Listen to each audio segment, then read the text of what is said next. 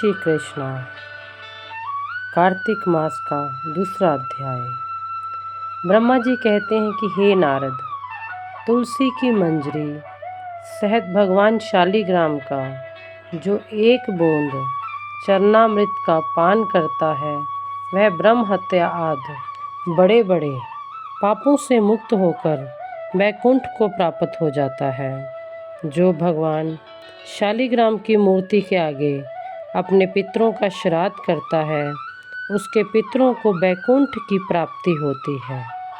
जो भगवान शालिग्राम की मूर्ति का दान करता है उसको समस्त पृथ्वी के दान का फल मिलता है, परंतु शालिग्राम जी की मूर्ति बेचनी नहीं चाहिए।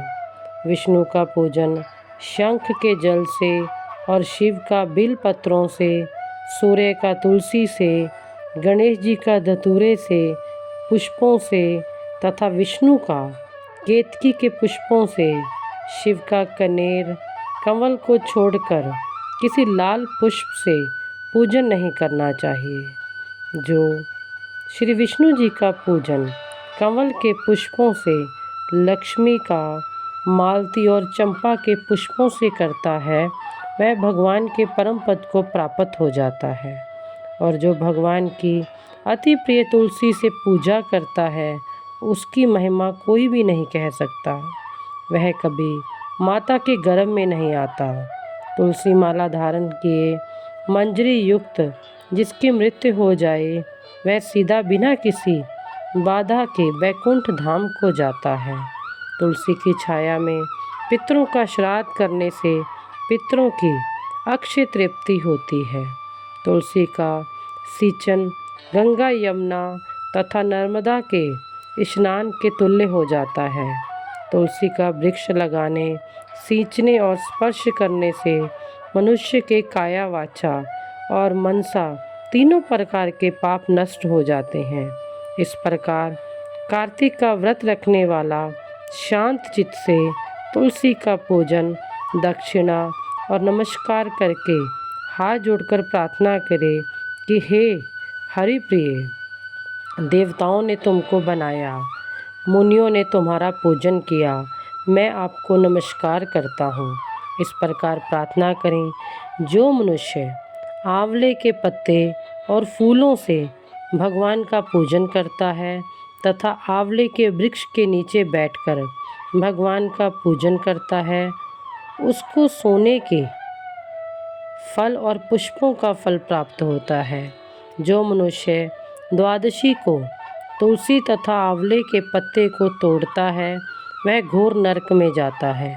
जो मनुष्य कार्तिक मास में आंवले का फल, तुलसी और गोपी चंदन की माला धारण करता है वह जीवन मुक्त हो जाता है।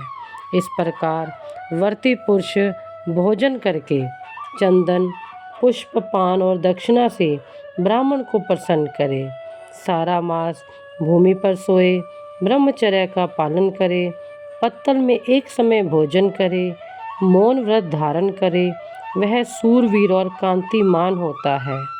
जो एक समय भोजन करता है वह भी आंवले के नीचे बैठकर उसको 1 वर्ष के पाप नष्ट हो जाते हैं।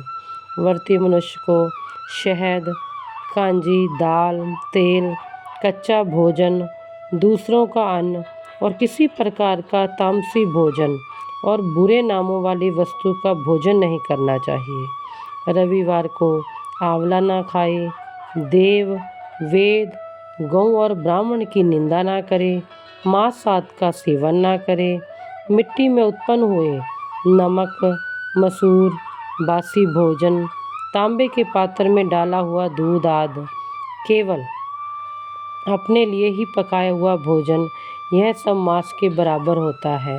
लहसुन, प्याज, पृथ्वी का फूल गोभी आदि, मूली, गाजर, जंगली घिया, बैंगन, पेठा, दोबारा पकाया हुआ भोजन नहीं खाना चाहिए।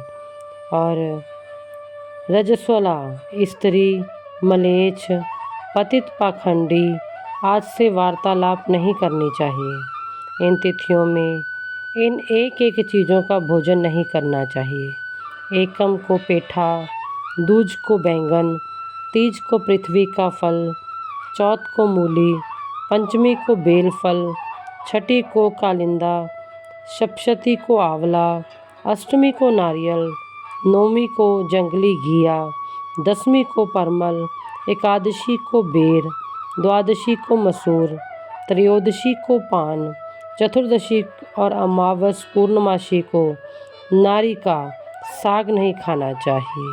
प्रिय बंधुजनों, जो कार्तिक मास का व्रत करता है उनको इन सब बातों का ध्यान रखना चाहिए। जय श्री कृष्ण।